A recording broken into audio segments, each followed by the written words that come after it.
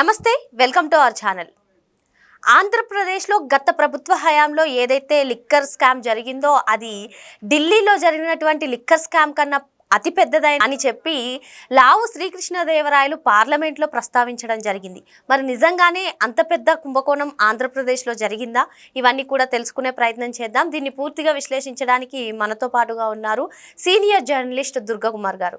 Sir నమస్తే. Sir నమస్తే శ్రావణి, మన పాప్కార్న్ వీక్షకులు కూడా నమస్కారం.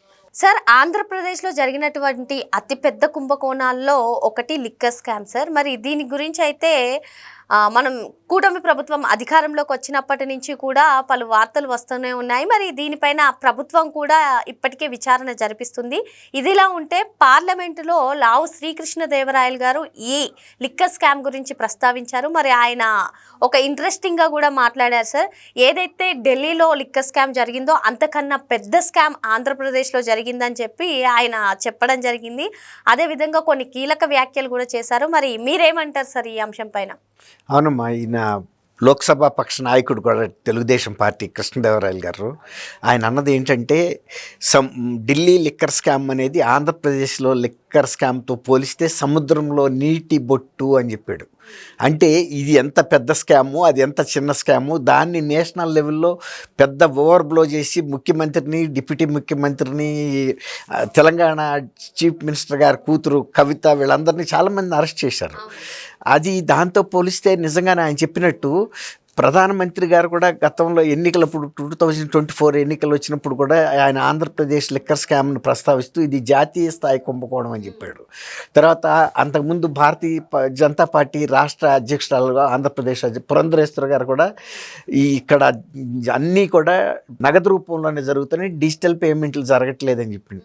ఇవాళ ఈయన కూడా ఏం చెప్పాడంటే దేశంలో 200% డిజిటల్ పేమెంట్లు పెరిగిపోతే ఇక్కడ కేవలం జరిగింది 1% కూడా కాదు, 1% కన్నా తక్కువే.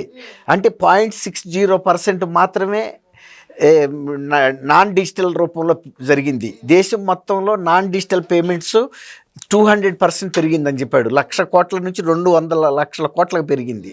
కానీ ఇక్కడ 686 crores మాత్రమే జరిగింది. మిగిలిందంతా కూడా నగదు రూపంలోనే జరిగింది. ఆమె కూడా ఆ విషయం కూడా చెప్పింది, 1% కన్నా తక్కువ జరిగిందని. ఇంకోటి ఏంటంటే వీళ్ళు వైఎస్ఆర్సీపీ గవర్నమెంట్ వచ్చే ముందు వాళ్ళు ఏం చెప్పారంటే మేము సంపూర్ణ మద్య నిషేధం పెడతాము, పేద మధ్యతరగతి కుటుంబాలు నాశనం అయిపోతున్నాయి మద్యం మూలన, మేము అందువల్ల మద్యం షాపులన్నింటినీ ప్రభుత్వ పరం చేసేస్తున్నాము అని చెప్పి కారణం చెప్పి ప్రభుత్వం తీసేసుకుని తర్వాత గతంలో 22 డిస్టిలరీస్ ఉంటే అవన్నీ కూడా ఇండియన్ మేడ్ ఫారిన్ లిక్కర్ అంటారు, IMFL. అవి అన్నీ కూడా స్టాండర్డ్ బ్రాండ్స్, క్వాలిటీ ఉంటాయి.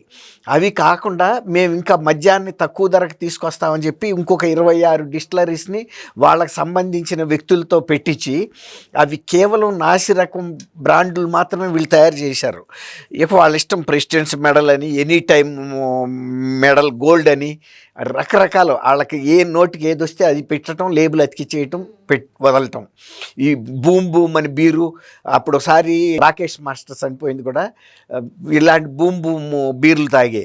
అవి చాలా ఆరోగ్యానికి ప్రమాదకరమైనవి. ఎంతోమంది సిక్ అయ్యారు, అనేక మంది చిన్న వయసులో చనిపోవటం వలన అనేక మంది ఆడబడుచులు పసుపు తాళ్ళు తెగిపోయి వితంతువులు అయ్యారు.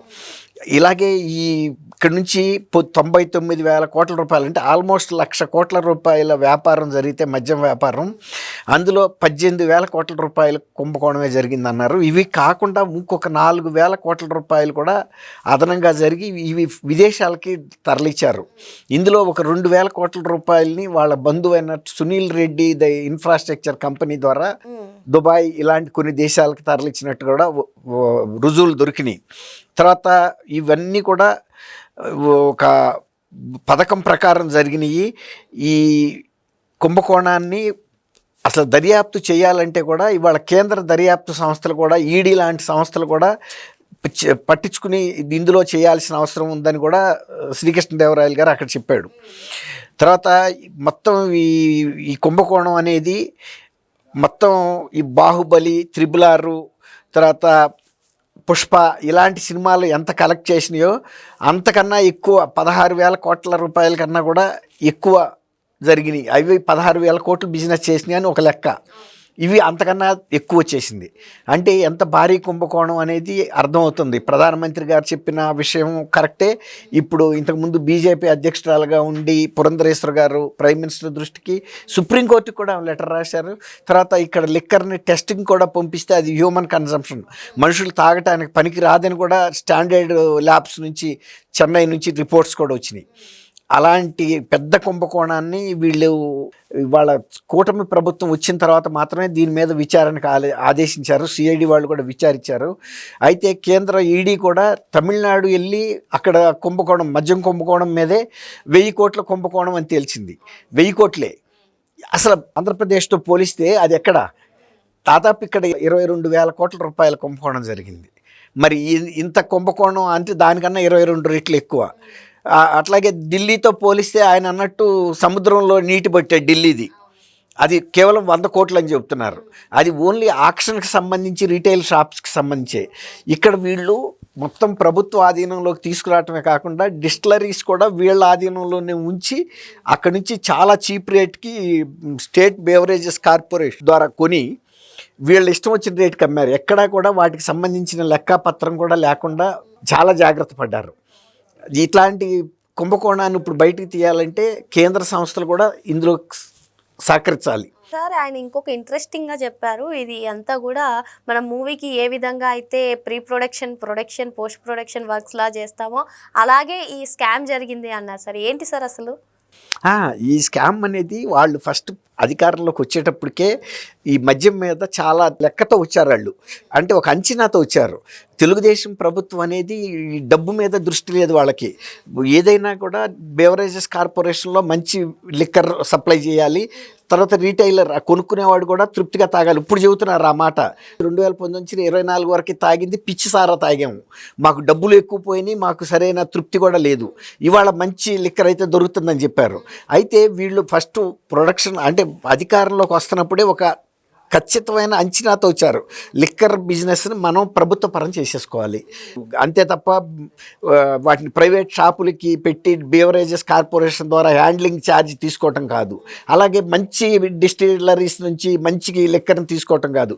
మనమే డిస్టిలరీ ప్రొడక్షన్ చేయాలి, మనమే దాన్ని డిస్ట్రిబ్యూట్ చేయాలి బేవరేజెస్ కార్పొరేషన్ ద్వారా. వాళ్ళకేమో ఎక్కువ చెల్లించాలి, అక్కడ నుంచి గవర్నమెంట్కి కిక్ బ్యాక్స్ వస్తాయి.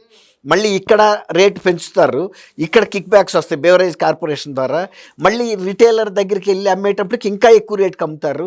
అది ఎంత రేటుకి అమ్మింది కూడా జనాలకు అసలు ఎక్కడ లెక్క తెలియకుండా ఉంటుంది అనమాట. ఒక మామూలు పిచ్చి బ్రాండ్ కూడా 250 పైన కూడా అమ్మారు వాళ్ళు ఆ రోజుల్లో.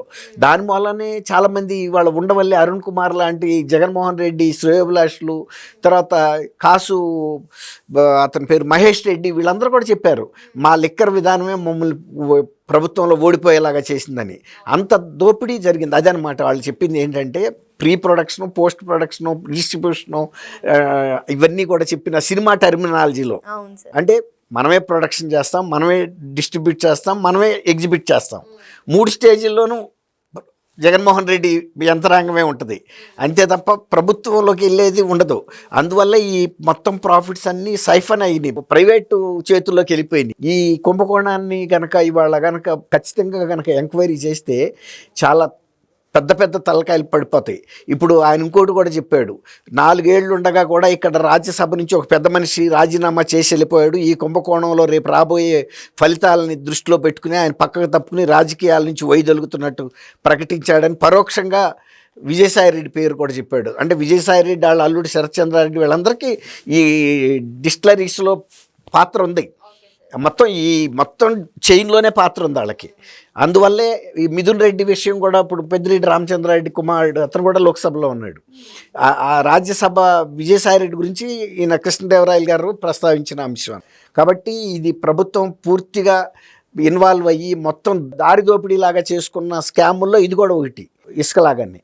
మరి మొత్తానికి ఇప్పుడు ఈడీ ఎంక్వైరీ కానివ్వండి, లోక్సభలో ఆయన ప్రస్తావించారు కాబట్టి దీనిపైన ఇంకా ఈడీ విచారణ చేసే అవకాశం ఉందంటారా? అంటే ఇప్పుడు 2,000 కోట్లు మీరు అన్నట్టుగా 4,000 కోట్లు దేశాన్ని దాటి వెళ్ళిందని కూడా ఆయన చెప్పడం, మనీ లాండరింగ్ ఇన్వాల్వ్ అయింది కాబట్టి ఈడీ దర్యాప్తు చేసే అవకాశాలు ఉంటాయంటారా? ఇప్పుడు ఈడీ తమిళనాడులో 1000 కోట్లకే వెళ్ళినప్పుడు ఇక్కడ మనీ లాండరింగ్ కూడా మీరు అన్నట్టు 4,000 కోట్ల రూపాయలు స్పష్టంగా కనపడుతుంది. విదేశాలకు తరలి వెళ్ళిపోయింది మద్యం డబ్బు. కాబట్టి ఈడీ కూడా ఎంటర్ అవ్వాలి, పట్టుకోవాలి. గతంలో జగన్మోహన్ రెడ్డి గారికి క్విడ్ ప్రోకోలో మనీ లాండరింగ్ జరిగిన కేసెస్ ఎలా అయితే ఎంక్వైరీ చేశారో వీటిని కూడా దాదాపు అందులో ఉన్న ప్రధాన పాత్రధారులు ఇక్కడ కూడా ఉన్నట్టే. కాబట్టి ఈడీ ఖచ్చితంగా ఎంటర్ అవుతుందమ్మా. కూటమి ప్రభుత్వమే కాబట్టి ఇక్కడ ఉన్నది కూడా ఖచ్చితంగా జరుగుతాయి. మరి మొత్తానికి లిక్కర్ స్కామ్లో ఎవరైతే ఉన్నారో వారందరికీ కూడా కఠిన శిక్షలు తప్పవని చెప్పి సార్ చెప్తున్నారు. Thank you sir. Thank you అమ్మా శ్రావణి, మన వీక్షకులు కూడా సార్.